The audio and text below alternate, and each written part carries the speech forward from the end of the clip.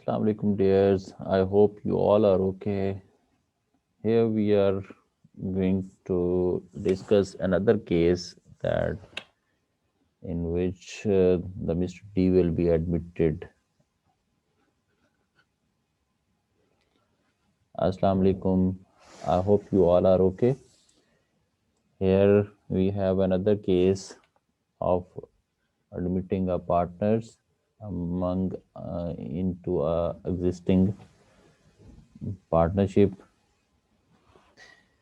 और यहाँ पे हमारे पास बैलेंस शीट है ABC इंटरप्राइजेज की, जो कि ऑलरेडी हमारे पिछले केसेस में भी हम डिस्कस कर चुके हुए हैं। वही बैलेंस शीट है हमारे पास, और उसका जो बैलेंस है वो 60,000 एसेट्स हैं और लाइबिलिटीज भी 60,000 है, और ABC जो हैं वो इक्वल पार्टनर्स हैं।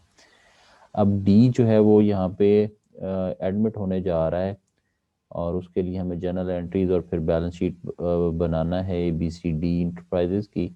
But here we have a assumption for admitting the D, कि D को हमने किस तरह से एडमिट करना है बिजनेस के, और assumption ये कहती है कि value of assets and liabilities would remain the same and D has to bring $20,000.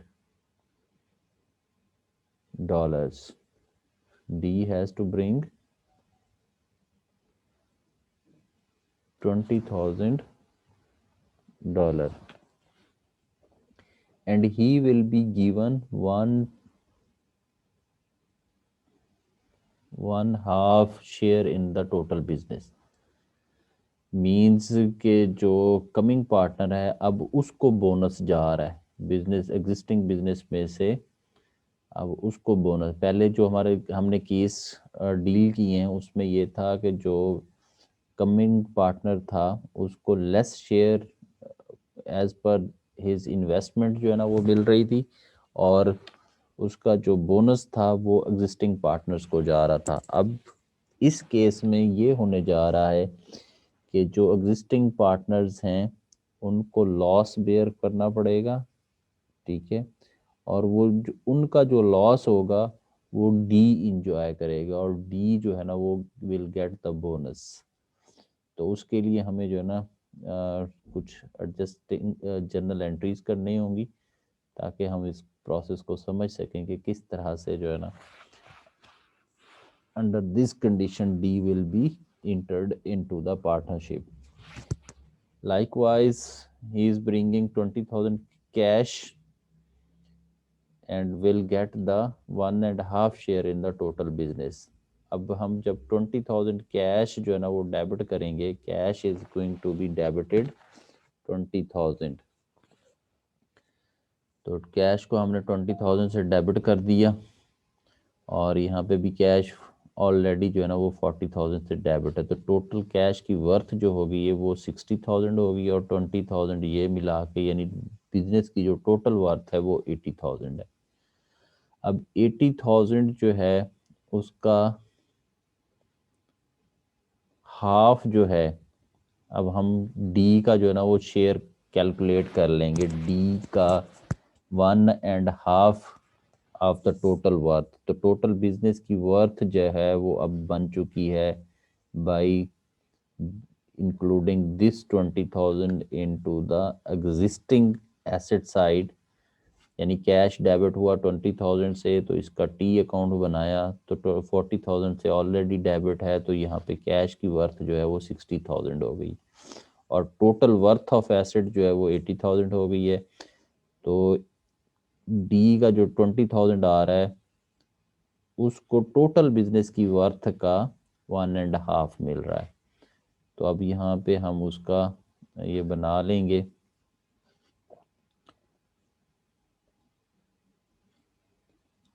One and half जो है ना, तो उसको सेकंड जो हाफ बनेगा 1.5 जो है वो इक्वल टू 40,000। इट मीन्स कि डी का जो पार्ट होगा वो 40,000 से क्रेडिट हो जाएगा। तो हम यहाँ पे डी को 40,000 से क्रेडिट कर देते हैं उसके अकाउंट को, ठीक हो गया। अब जो 40,000 है, इट मीन्स जो टोटल बिजनेस की वर्थ थी वो 40,000 की थी, और डी जो लेकर के आ रहा है वो 20,000 लेकर के आ रहा है। इट मीन्स कि ये 20,000 जो है वो लॉस है एज कम। तो ये लॉस जो है अमंग पार्टनर्स जो हैं वो क्या हो जाएगा, डिवाइड हो जाएगा। तो 20,000 को अब हम डिवाइड करेंगे among the partners A B and C equally. तो यहाँ पे दिस अकाउंट डिवाइडेड बाय 3, तो इट इज 6,000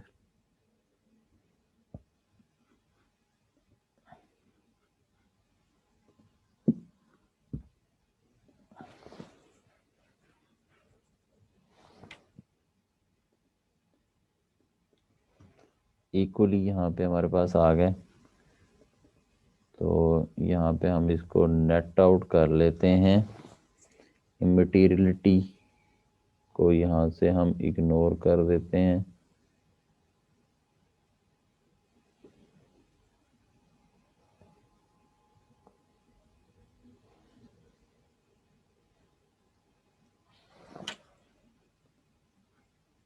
ठीक हो गया। तो ये माइनस हो जाएंगे यहाँ से, क्योंकि जो 20,000 ये लेकर के आ रहा है, लेकिन शेयर कितना ले रहा है ये 40,000 का। इट मीन्स कि 20,000 जो है वो लॉस हो रहा है एग्जिस्टिंग पार्टनर्स को।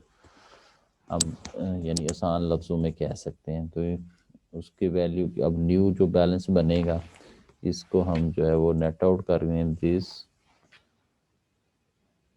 और उसमें हम प्लस कर देंगे दिस। तो न्यू बैलेंस इज हमारे पास है जी ये है 23,333, और कैपिटल बी का है 8,333, और कैपिटल सी का है 1,332। मीन्स कि ये 66,000 यानी टेट्रा 6 से ये डेबिट हो जाएगा, ये भी टेट्रा 6 से डेबिट हो जाएगा, और कैपिटल सी जो है वो भी टेट्रा 666 और 8 से जो है ना क्रेडिट हो जाएगा। तो अब इसको जब हम बैलेंस करेंगे तो ये भी हमारे पास 40,000 बन गया, और ये भी 40, यानी हमारी डेबिट और क्रेडिट साइड जो है इक्वल हो गई हुई है। तो हम कह सकते हैं कि अब जब हम नया बैलेंस शीट बनाएंगे तो यहाँ पे यानी 40,000 और 20,000 ये 60,000, और टोटल वर्थ जो है बिजनेस की 80,000 हो जाएगी। क्या accounts payable would remain same, but अब जो कैपिटल अकाउंट है यानी पहले 30,000 से डेबिट था, तो अब 6,666 से डेबिट हुआ है। तो इट मीन्स कि अब उसका जो न्यू बैलेंस होगा वो 23,334 होगा। यानी इसका जो इमटेरियलिटी है इसको हम क्या कर रहे हैं, इग्नोर कर रहे हैं। इसी तरह से कैपिटल बी का जो है यानी पहले कितना है 15,000 से क्रेडिट है, अब 6,666 से क्रेडिट हो गया है, और सॉरी डेबिट हो गया है। तो इट मीन्स कि यहाँ पे ये बैलेंस जो है वो 15,000 जो है ना वो डिक्रीज हो करके 8,333 बनेगा। तो यहाँ पे हम ये लिखेंगे 8,333, और इसी तरह से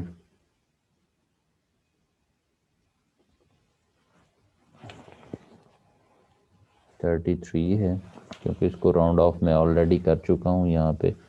तो यहाँ पे इसका जो बैलेंस होगा न्यू बैलेंस वो 1,333, यानी 8,000 था उसमें से $6,668 जो है ना वो डिडक्ट हुए, तो 1,000 $302 जो हैं, $32 जो हैं वो बैलेंस बचे।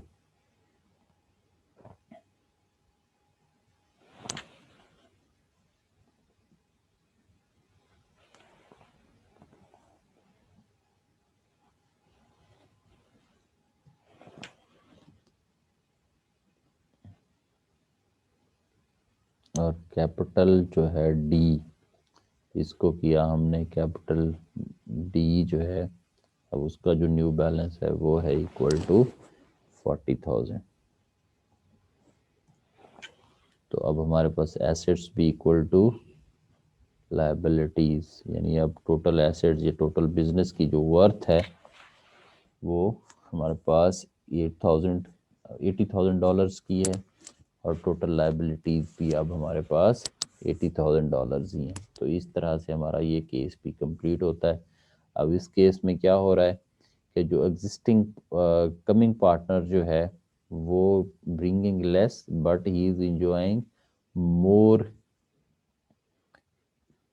portion, more assets of the business as compared to existing partner.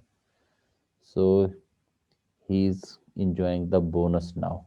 The coming partner is enjoying the bonus now, or and the existing partner has to bear the loss of that bonus. तो previous case में क्या हो रहा था, जो existing partners थे वो bonus enjoy कर रहे थे, और कमिंग पार्टनर जो था वो लॉस को एंजॉय कर रहा था, कि वो एसेट्स ज़्यादा लेकर के आ रहा था लेकिन बिजनेस की नेटवर्थ में उसको लेस पार्ट जो है ना वो मिल रहा था। अब यहाँ पे वो लेस लेकर के आ रहा है, लेकिन उससे बिजनेस के एसेट्स में पोर्शन जो है वो ज़्यादा मिल रहा है, ज़्यादा हिस्सा मिल रहा है, और वो जो ज़्यादा हिस्सा डी को मिल रहा है बोनस के तौर पे, वो existing partner A B and C का जो है ना वो लॉस बन रहा है। तो बड़ा सिंपल सा है ये केस। तो इस तरह से हम ये सीख रहे हैं कि किस तरह से हम एक एग्जिस्टिंग पार्टनरशिप के अंदर हम कमिंग पार्टनर को ऐड ऐड कर सकते हैं, इंटर कर सकते हैं into the partnership. Thank you.